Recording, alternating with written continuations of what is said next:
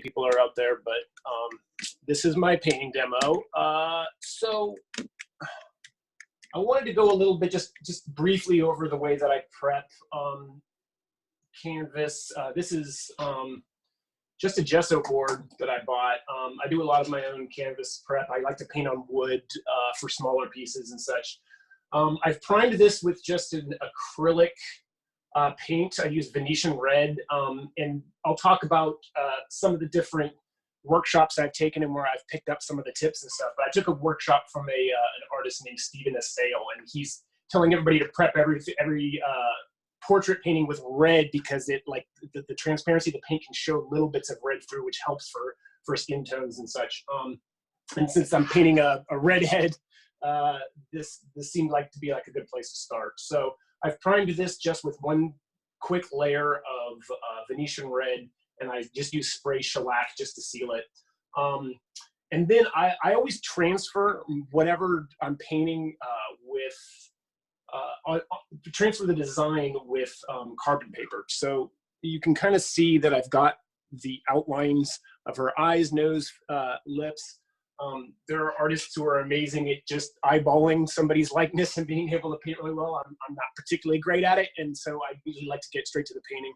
So what I'll do is I'll do a lot of Photoshop work for my larger pieces.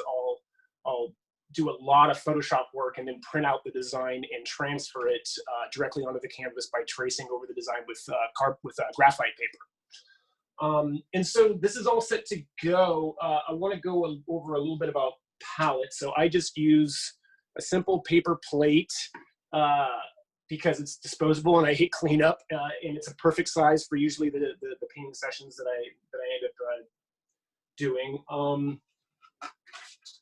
So I'll talk a little bit about the colors I like to use, and a lot of this just came from trial and error. What do you like to use? I've learned a lot about palettes from other artists, and I've kind of come up with my own as well. So starting from left to right, I'm using titanium white, Portland warm gray. I like this because it's a very kind of violet, purplish gray that is nice for desaturated skin tones. I've got yellow ochre light, transparent oxide orange, which when you mix that with white is a really good, like, Caucasian flesh tone. I use this is a color that's new to my palette. It's called brown pink, which is a very strange name for a color, but it ends up being a very, very red tones for shadows. I like to mix that with the next color, which is burnt umber, a good, more of an orangey brown for shadows. Next to that, I have olive green for any green tones in your shadows, and then raw umber, which is also a slightly green tinted dark brown. And then I use chromium black. A lot of painters, oil painters, will tell you never use black. It's horrible for your paintings, and it just looks horrible. So you can mix your own black. Sometimes I do that. If you mix alizarin crimson, olive green, and ultramarine blue together, that'll give you a really nice chromatic black. But this is a pre-mixed chromatic black, and chromatic black basically means it's a black that was made by mixing lots of colors together and getting that dark, but still has some pigment to it. And then just a few sort of more saturated colors. I have dioxazine purple, Grumbacher red, which is just, Grumbacher is the name of the company that makes the paint, so they just threw their name in there. So it's probably close to a cadmium red, and then ultramarine blue. So for anybody that's like brand new to oil painting and wants to give it a shot, I like to highly recommend that you start by using, start by painting just black and white. And that allows you to learn how to use the medium, how the paint reacts to a canvas, to a brush, and how to smear it around and get your values right without having to worry about color, because color is a whole other animal, and you kind of want to, you don't want to be messing with color when you're trying to learn something brand new. So I would highly recommend your first few paintings to be just value studies in black and white. As far as medium, all I use is like a little bit of linseed oil, and I do that just for when I want to thin the paint. Some paints, when they come out of the tube, are thicker than others, and sometimes it's a little bit too thick, so I'll thin it just a tiny bit with linseed oil. So I have that, and I have Gamsol, which is just odorless mineral spirits to clean my brushes between swapping from darker to lighter colors. And that's what I use to clean my brushes when I'm done as well. I'm pretty much mainly a self-taught oil painter, but I have recently started to take a few workshops by some fairly well-known artists. And I wanted to bring that up just because a lot of the stuff that I've picked up are just sort of tips and tricks that I've picked up from really, really experienced oil painters. So I may be talking about that a little bit, but the first thing is I'm gonna start the painting with one of these, which is a fan brush, which is really, really strange to me, because I learned this from an artist named Stephen Assail, really, really talented painter. And what it does is it forces you to work just with the largest values and not get obsessed with the details too early. So I always start with the fan brush just to get my values blocked in. And since this is only an hour demo, I don't know if we'll get past that point, but the big fan brush I've absolutely fallen in love with. And I don't know, I'll move the camera. This is the last painting that I'm just finishing up now. I used the fan brush for a lot of the stuff in her face, and it ended up just coming out really cool. So, all right, so let me see if I can get this camera a little bit closer to the painting. You can see my reference there on the iPad. This is a photo I shot myself of a model that, this is just an outtake from our photo shoot, and I'm going to do a painting of her next. So yeah, I'm just going to get started. So I'm going to start with just blocking in the background a little bit. So I'm just going to mix some titanium white with a little bit of blue. Probably going to thin a little bit with some linseed oil, because I'm just going to spread it over the background. Maybe add a little gray.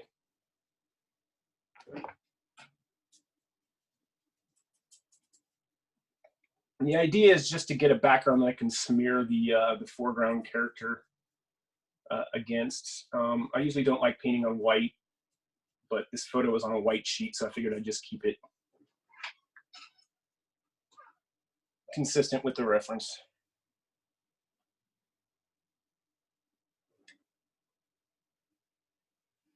And as I said before, if anybody wants to unmute their camera and ask any questions or make this a discussion, I can totally paint and talk at the same time, so feel free.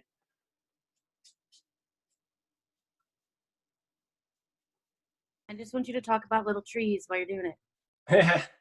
Well, this is a happy little white background. There you go.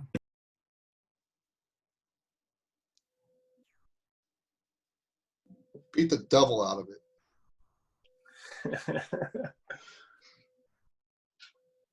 Where do you buy your canvases?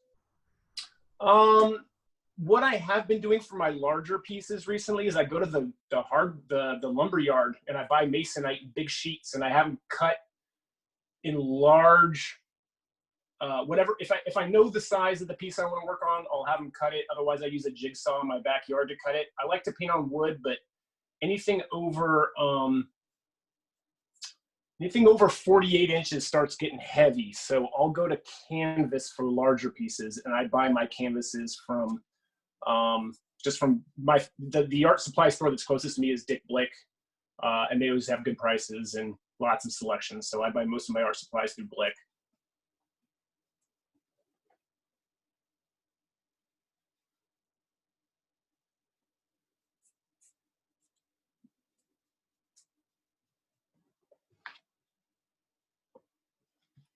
I could probably be using a bigger brush for this background, but I'm not going to.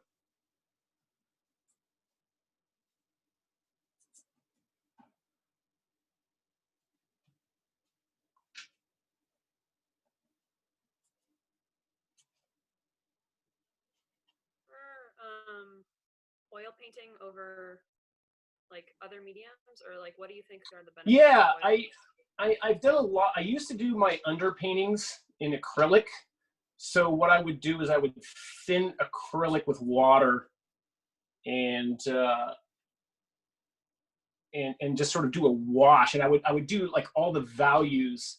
So I would basically do a black and white underpainting, but I'd usually use like like a raw umber or a burnt umber, you know, just kind of get that sort of old timey sepia tone as an underpainting.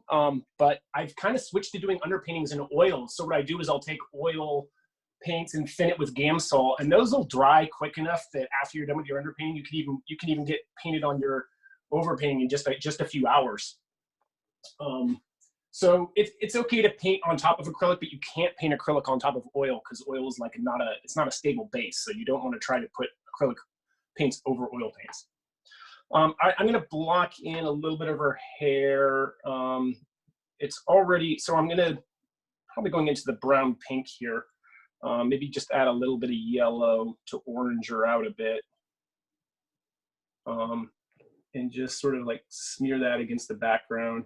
That way you get that nice, the good thing about oil paint is how nicely it smears. And so the better, the more you get sort of used to that smeariness, it's tough to tame, but once you get the hang of it, you get some really, you get the best of what oil paint gives you, which is that really nice blend.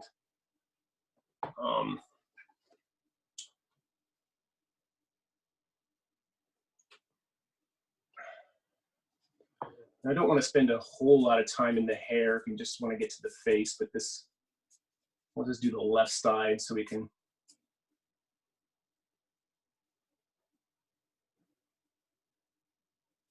So I'm just smearing some yellow streaks over there because I don't know if you can see, you can see the reference.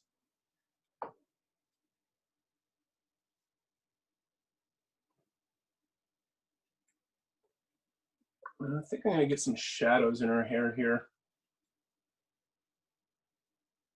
I missed the beginning of this, but did you, was this canvas originally like this orange color, or did you like? Yeah, so yeah, you missed the beginning. I talked about that a bit. What I've done here is I've got a pre-gessoed board that I bought from the art store. So there was already like a gessoed wood board, and then what I do is I do a layer of acrylic paint, and this is Venetian red. This is a technique that I learned by an artist named Stephen Assail. If you want to look him up, his paintings are just beautiful. And he just recommended starting with a red base when doing like Caucasian skin tones, because it has so much red in it. It's just kind of, when you can paint thin and you already have your sort of like color showing through, the blood vessels coming through, you know. So you absolutely do not have to do this. I don't do it for any of my large pieces and such. So it's just something that I learned from this one workshop, and I thought that it was applicable here, since this is a small piece and I'm doing somebody with red hair with fairly red skin tones. Make sense? Yes, sir. Thank you.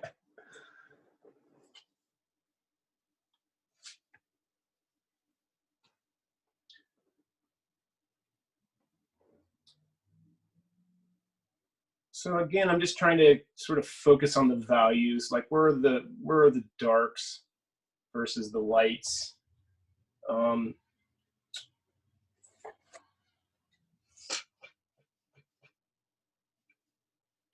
Another artist that I took a workshop from recently is a guy named Sean Cheetham. I'd recommend looking up his work as well. Super talented guy. And between him and the workshop I took from Stephen Assail is very, very, very different in that I kind of paint more like Stephen in that there's very little work being done on the palette. Like I have all the colors I need. I know what I need to do. I do a little bit of a pre-mix to get the value that I want, but I'm in the canvas. I'm on the surface, sort of adding color and mixing color. While Sean would really, really spend a lot of time on the palette and get the paint just right and like methodically like put down every value. And so seeing how different people paint sort of opens up your eyes and allows you to try something new that you've never even thought of trying before. And that's what I like about painting demos and watching other people work, is it gives you that opportunity to try something that you've never even thought of doing before.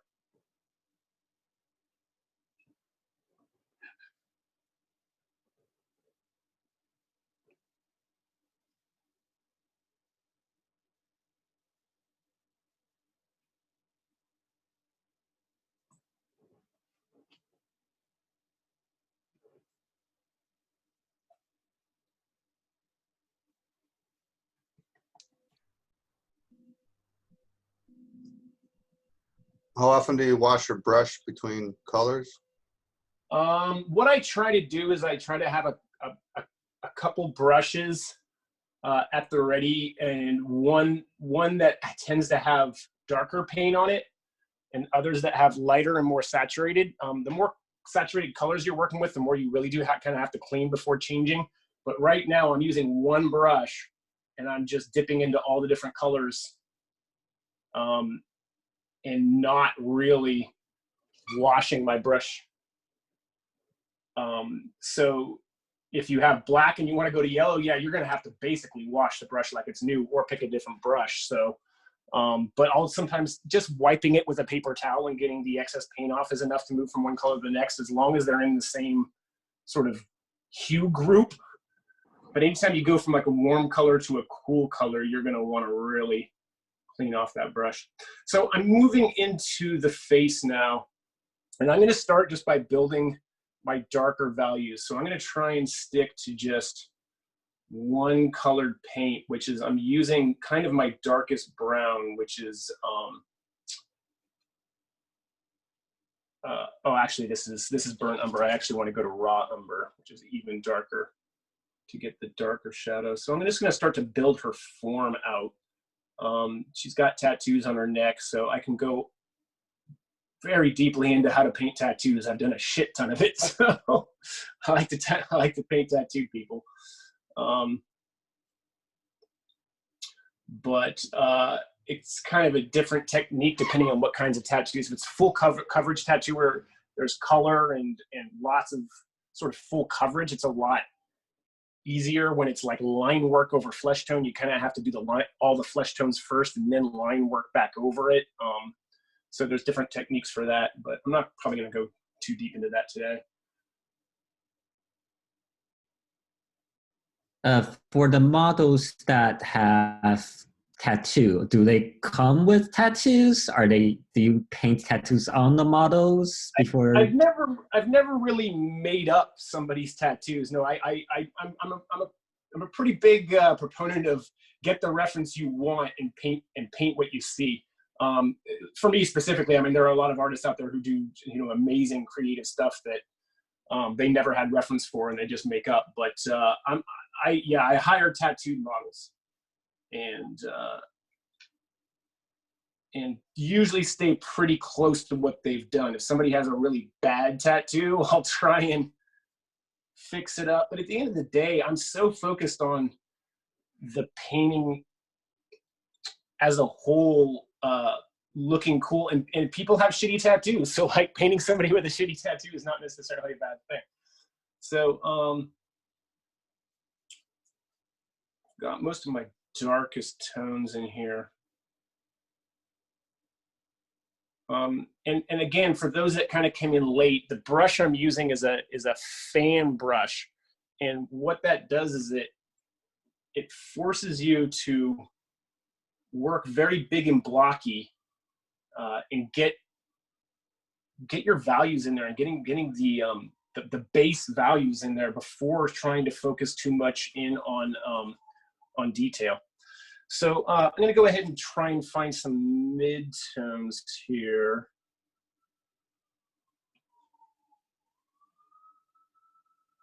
I'll go pretty bright and just start blocking in her forehead. Maybe a little more red. Maybe even more red. So you'll see that I'm not real obsessed with getting it right on the palette first. I kind of want to see how it looks on the painting surface, because it can be really hard to really get it right on the palette. And if you spend too much time there and you don't get it right, then you end up kind of having to adjust anyway. So I just like to throw paint down onto a surface and then adjust as you need to.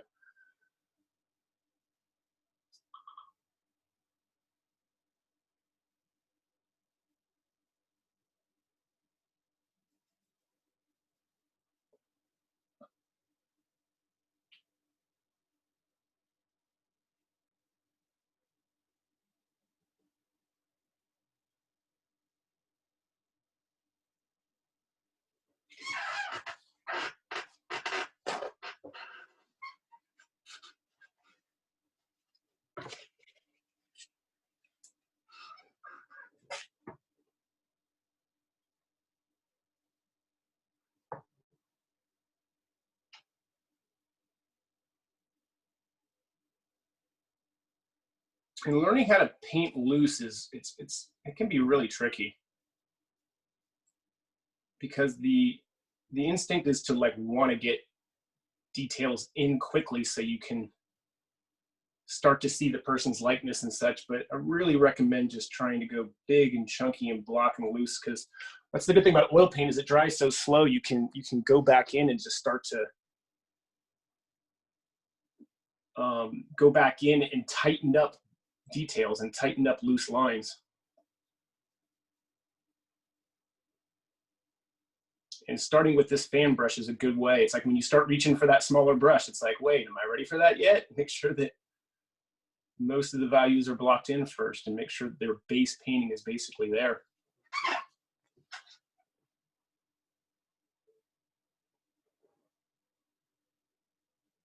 So maybe I'm going to highlights a little bit too early. I'm kind of painting in a rush because I've never had to do a demo within the course of an hour before. So I may be making decisions that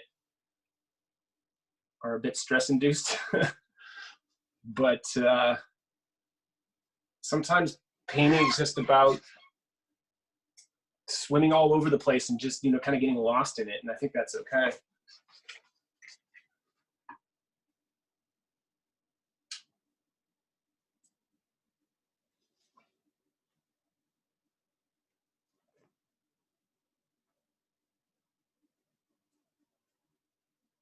So what I'm painting in now is just like cast shadow of her hair over her skin, which is a really cool detail. And it's super red if you see it on the reference. So I'm going to put a ton of red in there.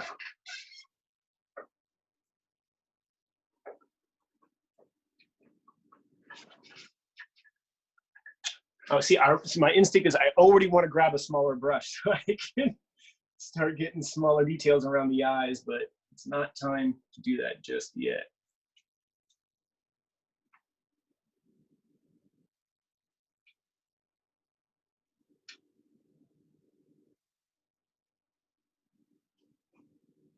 I was wondering how often you sit down to paint. I try to paint every day.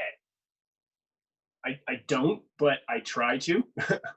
And if you try to, then you end up getting somewhere close to every day. But I am 100% addicted to this. Like this is my biggest passion in life these days. For how long do you sit usually? For how? Sorry, can you refine the question? How long? Yeah, like when you sit down every day, like is it? Oh, how long do I paint each day? Yeah. On work days, I rarely get more than 3 hours. I don't like to even take my paints out if I can't do at least 2 hours. And that's mainly because cleanup's a pain in the ass, and it's like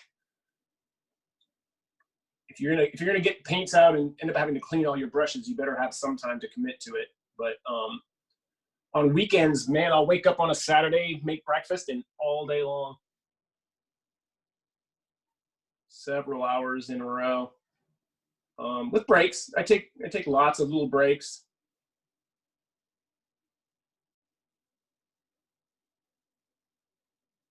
How do you clean your brushes with oil? Yeah, I'm either for like when I'm completely done. Yeah, Right. I use Gamsol, which is just the Gamblin brand of odorless mineral spirits. Just to get all the paint off of it, and then just bar soap in water.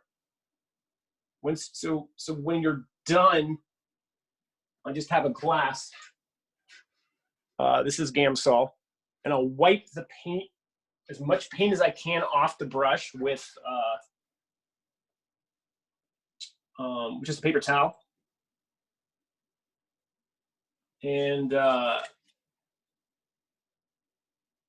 sorry, I started thinking about color.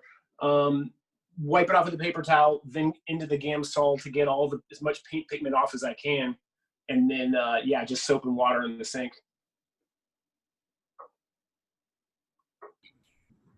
Adam, you should share your Instagram for people who are interested in seeing more of this on a regular basis. Yeah, my Instagram is AC_McCarthy.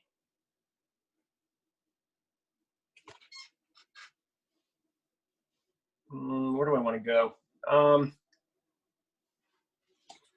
I see a lot of purple in her shadows, so I'm going to start dipping into my dioxazine purple. And I don't know how good the camera is here, but that's a fairly, oh, you're not getting shit. There's kind of like a glare from the light from my window, so this isn't the best way to see true color, but so I've got a fairly purplish shadow down on the right side of her face here. And I mean, just looking at this here, to me, I mean, this is a mess. This is a very messy painting.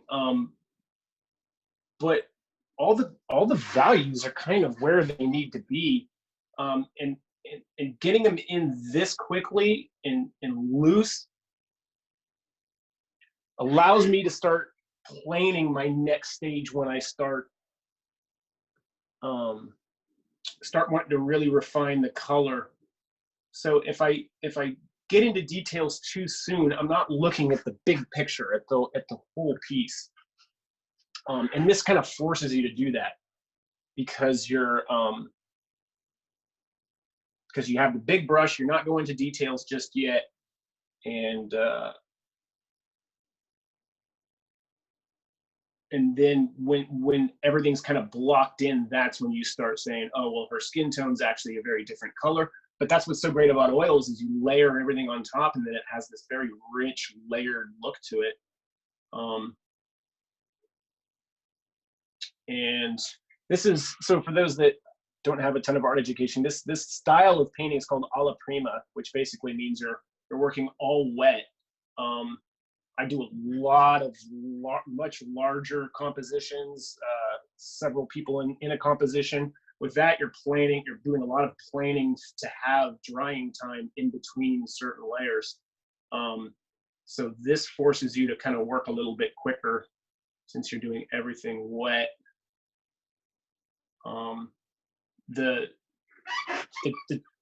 The painting workshops I was talking about earlier that I took from Stephen Assail and Sean Cheatham, those were both from live models, which was just miserable. I highly do not recommend it. But a lot of painters paint that way. It's if you want to paint like an old master or like the Renaissance, that's what they did. They painted everything from live models. I just find it miserable because your model moves and the lighting changes throughout the day, and it's like trying to chase your own tail to get the likeness and the pose right. So you have to be a really experienced painter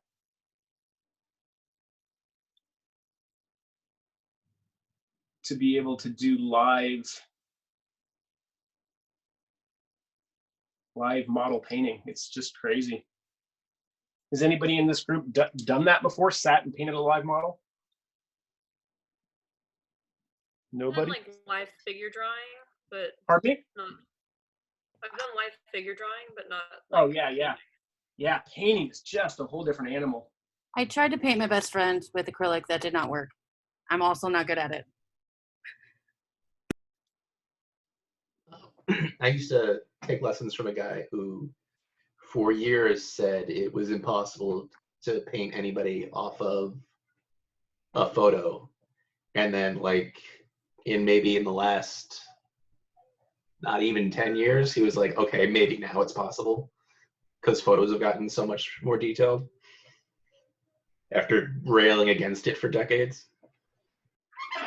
Yeah, people like to say things. I don't know what he's thinking, but yeah, maybe I get that. I don't see any reason why you couldn't paint from a photo taken in the 1970s.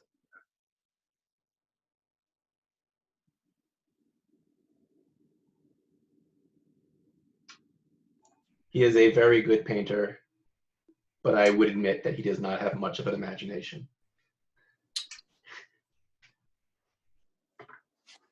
Not much of imagination, is that what you said? Yeah, That sounds like yeah. an oxymoron to me. Well, he can basically make very lifelike, convincing paintings that I can send. His stuff is really good. It just is he only does stuff from life. That's like 100% from life, right? Yeah, and that can get kind of boring. I mean, I like to do a lot of narrative paintings and surrealist painting stuff. You know, it's like, man, tell a story. I'm super think blown away he's by a people who can great get guy this perfectly, but it's like, how at some point you're going to get bored of looking at that, right? Yeah, he's a great guy to teach painting, for sure, because he is 100% a master of the technique. But and people buy his like a lot of people buy his paintings because they look nice. What's his name?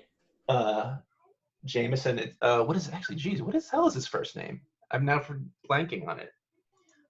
I can look it up real quick. So what I'm going to do now is just dip. I cleaned all the pigment off my brush, and I'm just dipping it into oil. And sometimes I'll just go in there just to put a layer of oil. Probably a bit too much. And it just kind of blends the values together a little bit. It makes things a little bit messy, but if you use a light enough touch, it just kind of starts to blend everything together a little bit. And again, it puts some of those cool brush strokes in there, and it's feeling like a painting. Yeah, David Jameson. David Jameson. Sounds familiar. They do. I put it in Slack recently because they do like videos now, and they were having a sale on it recently.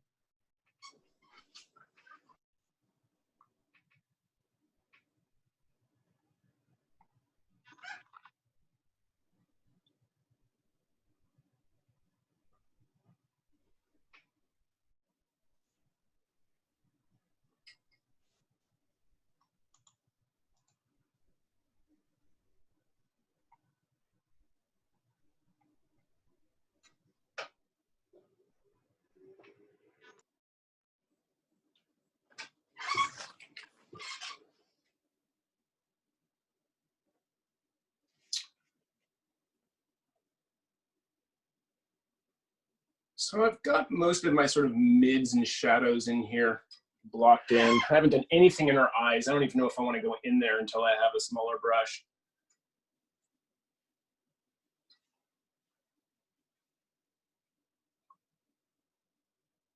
So soon I'm just going to start glopping on white into the highlighted areas to try and get her to pop up a bit much more.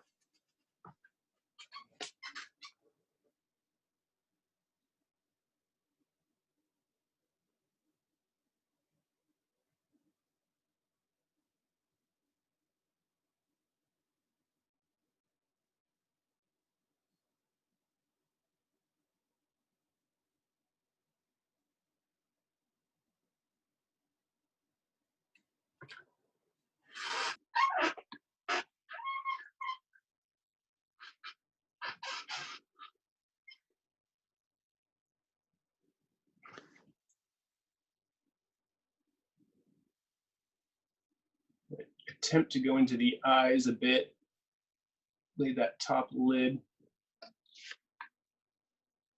And I'm just using raw umber. There's a lot of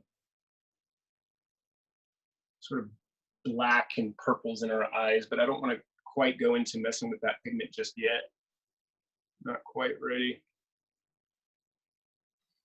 I think I saw you had like a pencil drawing or like a line drawing before you started.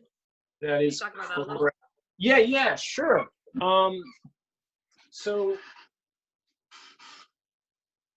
for a simple portrait, it's probably not as necessary, but I do a lot of like really large pieces, and I do a lot of Photoshop work and composition stuff. So I'm used to working with a pre-designed design before I'm actually in and painting. So I print out all of my reference and all of the things that I'm painting, and I transfer them with graphite paper. So what I do is like for in this case, I printed out her face on a piece of laser printer paper and just traced around where her eyes, nose, and lips are. And that way you're not fighting with trying to get the likeness right.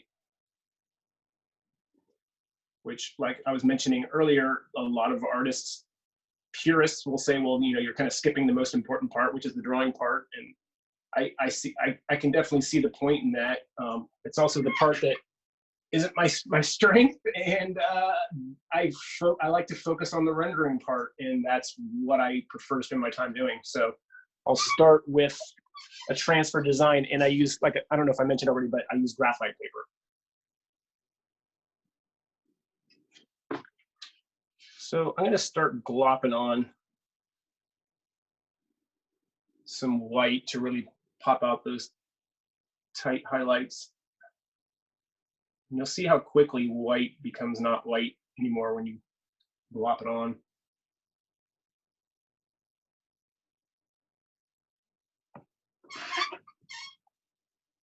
Putting in highlights is my favorite thing. I don't know why. I just get so much satisfaction of seeing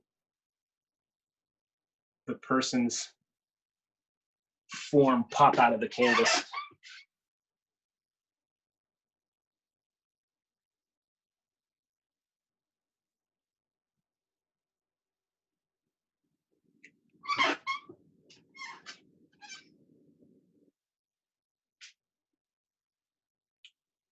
And what's cool about oil paint is, like, you can see, like, as I add in white, as I'm going into the areas with darker and darker pigment, it's just blending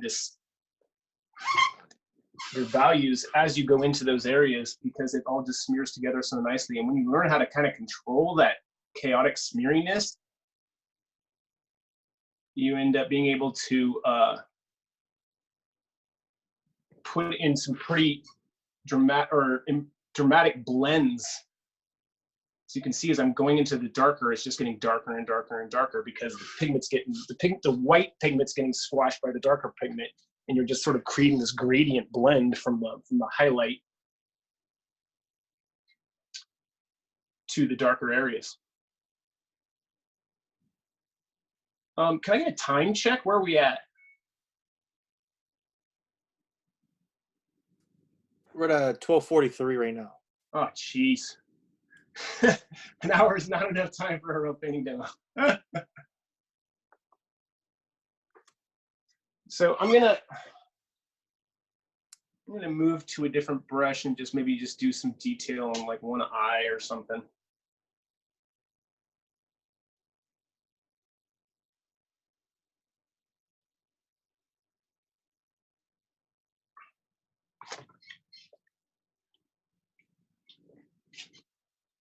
But, like, the colors that I want this to end up being are nowhere really near where I want them eventually. And this is when I'd start adding lots of different hues and pigments into her skin to get it to be the right hue that I want it. I kind of have to move on.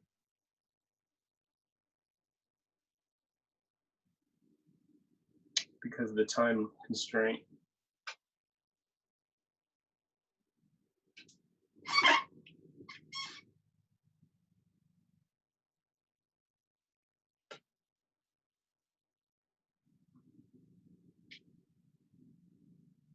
If you look up painters like I mentioned Stephen Assail.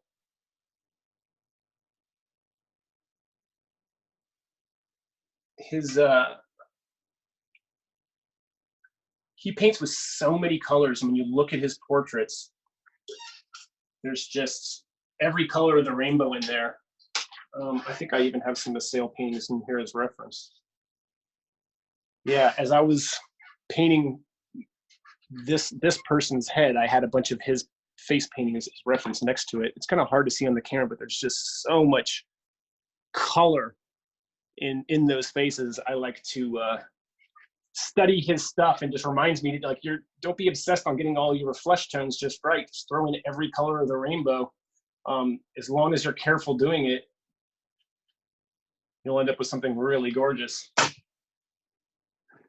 All right, I'm gonna switch to a smaller brush, just a small angled brush, and put in some of the the eye stuff. So in this reference, her eyes are in pretty shadow. So I'm gonna mix a gray, a very blue gray.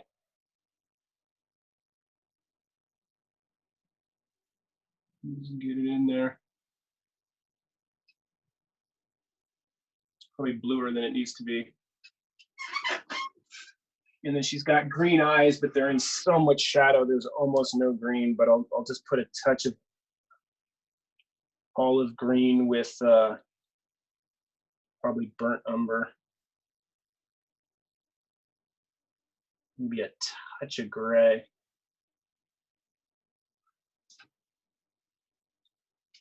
Yeah, that's probably about right.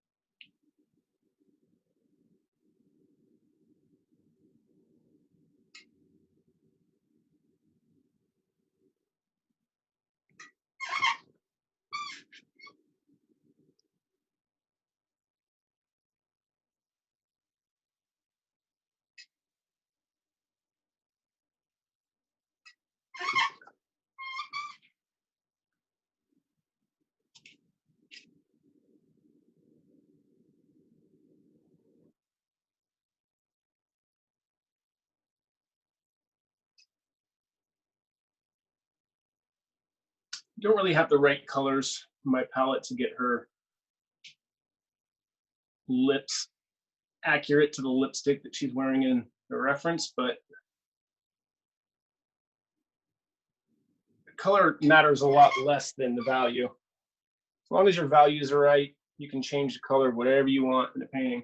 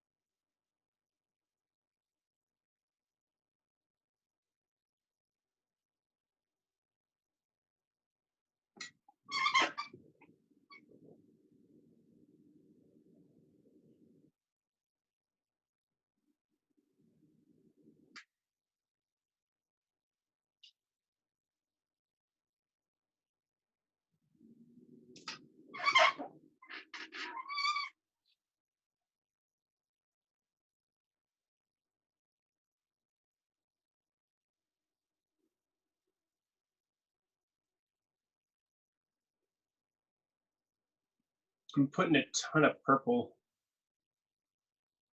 in the shadows around her eyes. because she's wearing like a purplish kind of eyeshadow.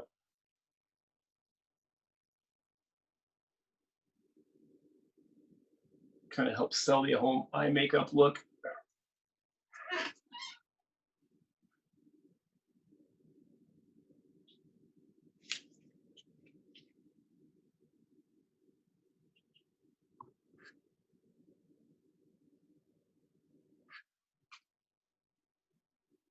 And I'm going dark with the chromatic black for this one corner of her eye that's got all of her mascara and eyeliner.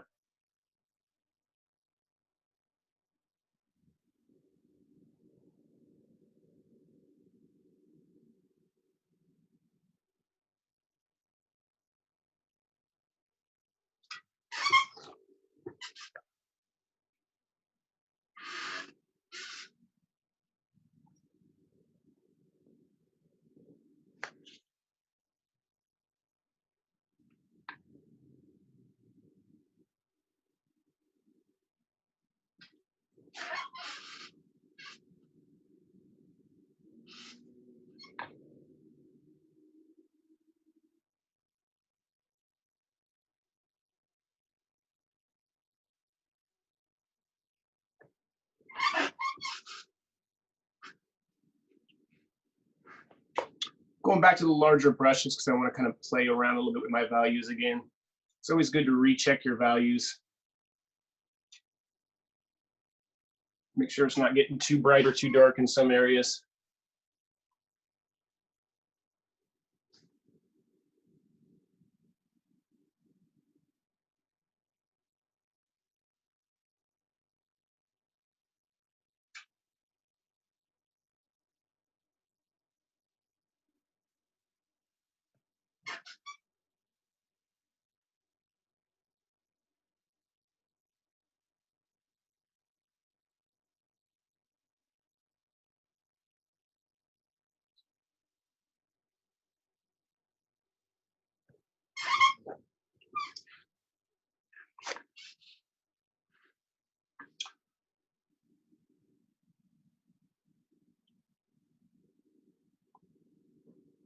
I'm dipping a little bit into that red, that bright red, because she's got some blush on. And the light side, it's a lot more orange.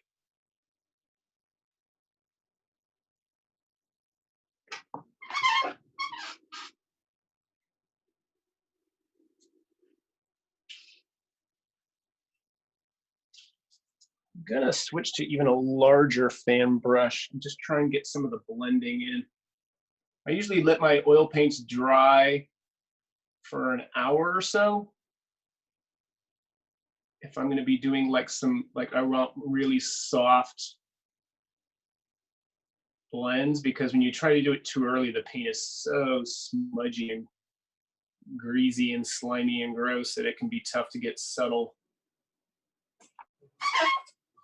blends, but I'm just trying to soften it because there's a ton of brush strokes in here.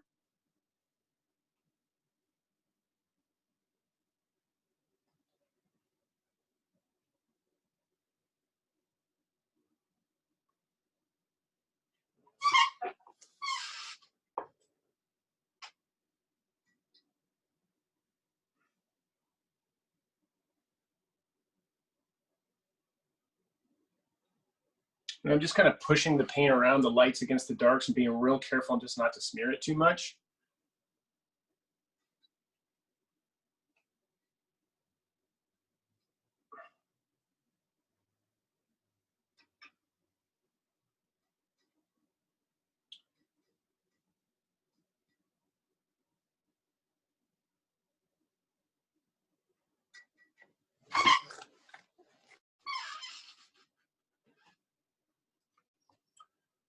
So my right side cheek is feeling a little too sunken in, so I'm just going to add some more bright value to pop that cheek back out.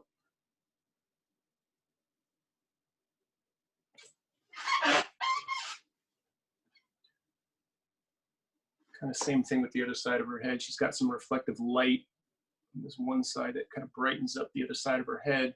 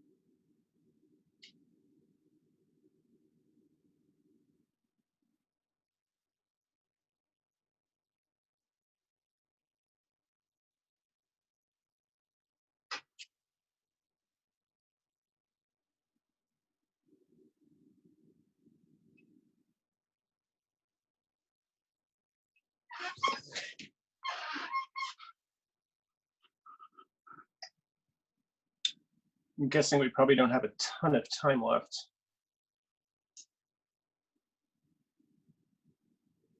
So maybe I'll just throw in some, oh, that's way too bright. I mean, it's technically 12:59, but I mean, I won't cut the recording until you say cut, Adam. So For sure. yeah, just letting you know that.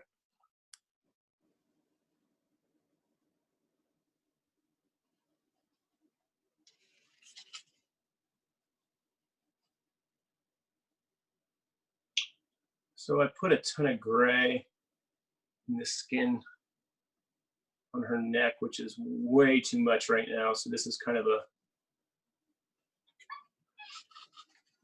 blunder, but with oil paint, you can let it dry and go back over it if you're not happy with the values.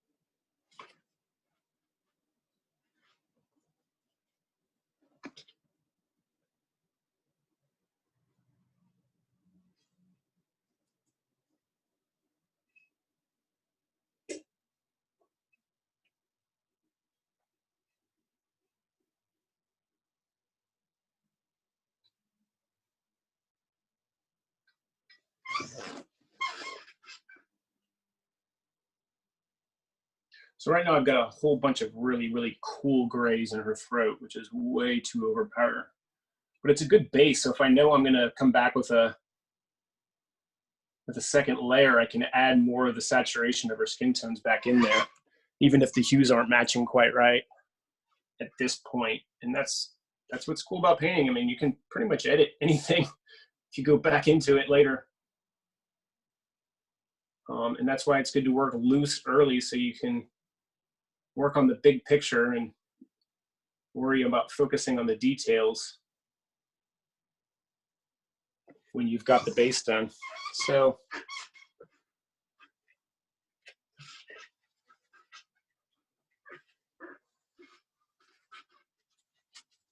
I think this is probably pretty much the fastest I've ever blocked in a face. I'm usually pretty meticulous, but I wanted to get through it fairly quickly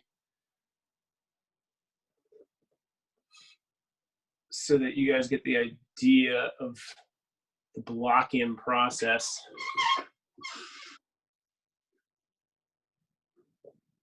And like I said, focusing on that big picture earlier than later. Not getting mired down in details too early. Again, I'm putting in highlights because I love putting in highlights. It's my favorite thing ever to do. Especially in the eyes. I got one little dot, one little highlight in the eye. So much fun to drop in there. See it come to life.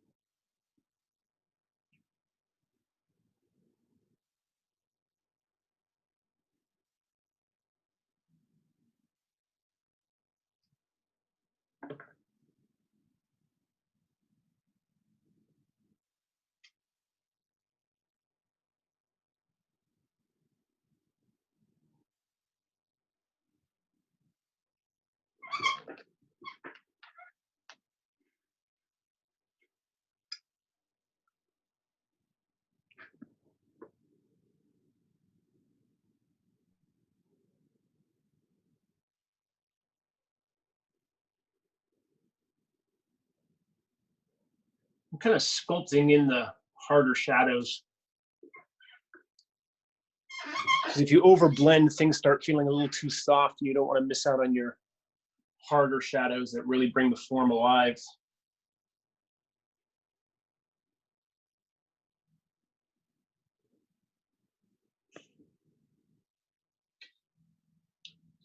I'm dipping into a little bit of olive green, which can look good in cool for like a cooler shadow. Although she's got mostly purples and reds in her skin tone, I'm kind of dropping some green in there just to add variation of hues. If you kind of stick to the reference too much and focus only on sort of one hue, you end up kind of with a monochromatic painting, which is fine if that's what you're after. But I like a richer, sort of a richer feel, and you get that by adding lots of different hues that you don't necessarily see in your reference.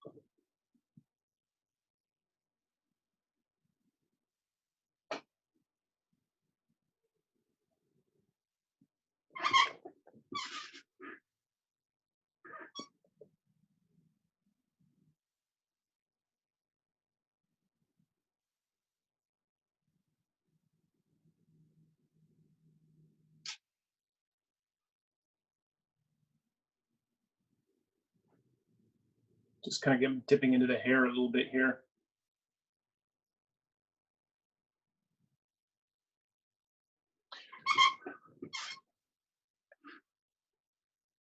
Just to help add the form. It's great to have the highlight on this side of the hair to show the depth of the shadows around her face, gives it a nice frame.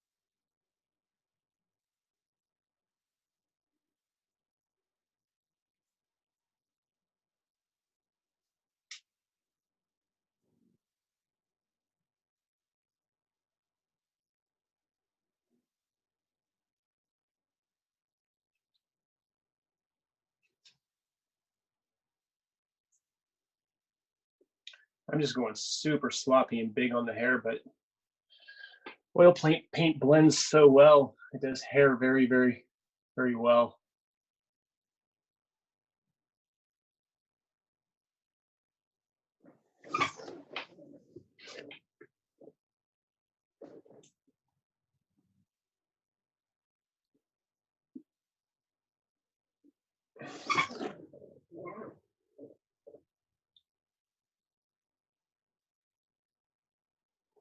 Hair is one of those things that you can really get your whole arm involved in painting.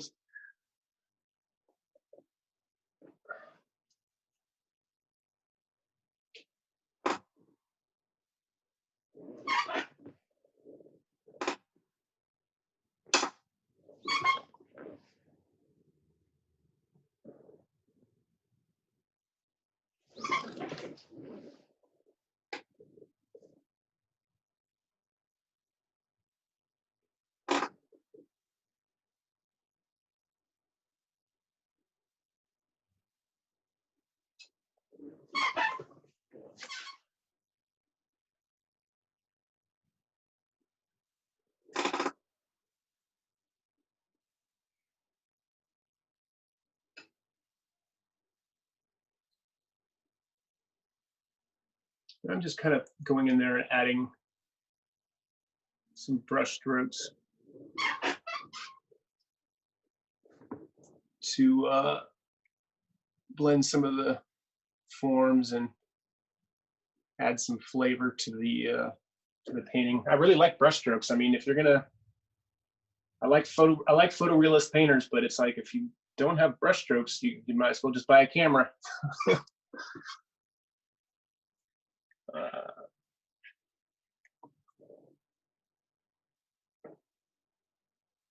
So I kind of feel like this is a good place to stop.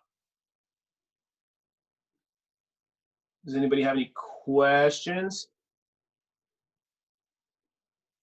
If you make a mistake, is the solution usually to just paint over it?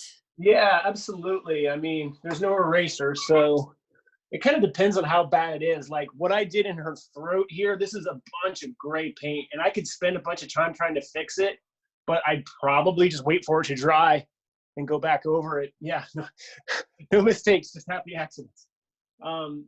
You kind of develop an instinct for about whether or not you want to, fix it on the spot or just say, hey, I'm going to avoid that spot and come back after my painting is dried and try and fix it.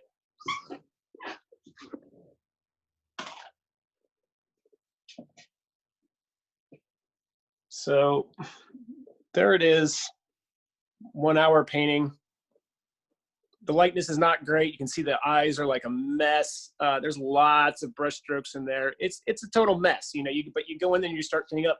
But from back here, you know, you're like, hey, that looks like a person, right? So that's why you get your big shadows and highlights and all that stuff blocked in as quickly as you can, because once you get the forms right and the values basically right, you can then just start to sort of slowly fine tune. How many people do I have left in here still? A few people. You got 11. You got 11 people here right now.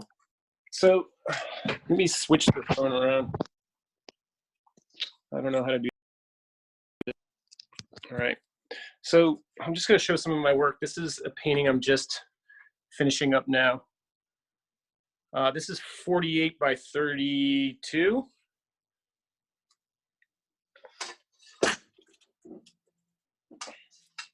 Hold on a second. I'm just going to put the phone down just for a second.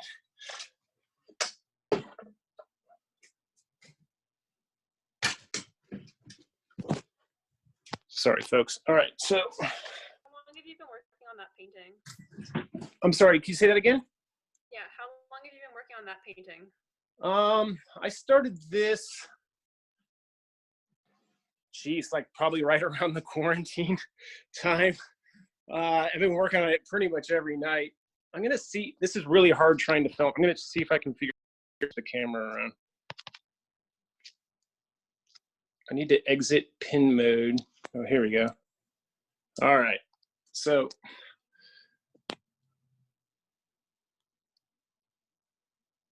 Still having problems with my camera, hang tight. Okay, there we go. So this is a still life with a model. There's my daughter on the couch. This is 60 inches by 48 inches. Again, a lot of tattooed people. Do lots of charcoal drawings as well. This is one of my more recent charcoal drawings. I use paint brushes with charcoal, powdered charcoal. This is an old self-portrait I did. More charcoal work.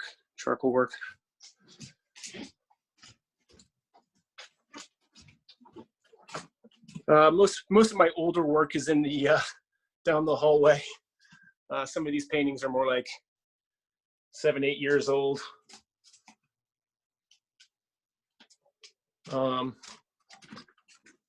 This is the last painting I finished. This is about 48 by 36. It's already been varnished and framed and all that stuff. One of my oldest pieces, so.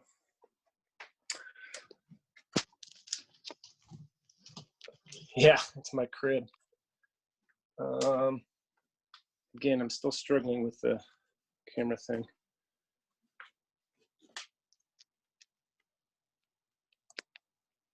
All right, so I guess that's it. So I guess I'm going to sign off now. So thanks everybody for joining. Does anybody have any last minute questions or anything for me? If there's anybody that ever has any questions about painting, I love talking about art. If you want to Slack me, email me, call me, you want to come over to my house, you want to sit with me while I paint, I absolutely love talking about art and sharing stuff that I've learned and learning from other artists. So please don't ever hesitate to reach out. All right, so that's it. Thanks, everybody. Thank you.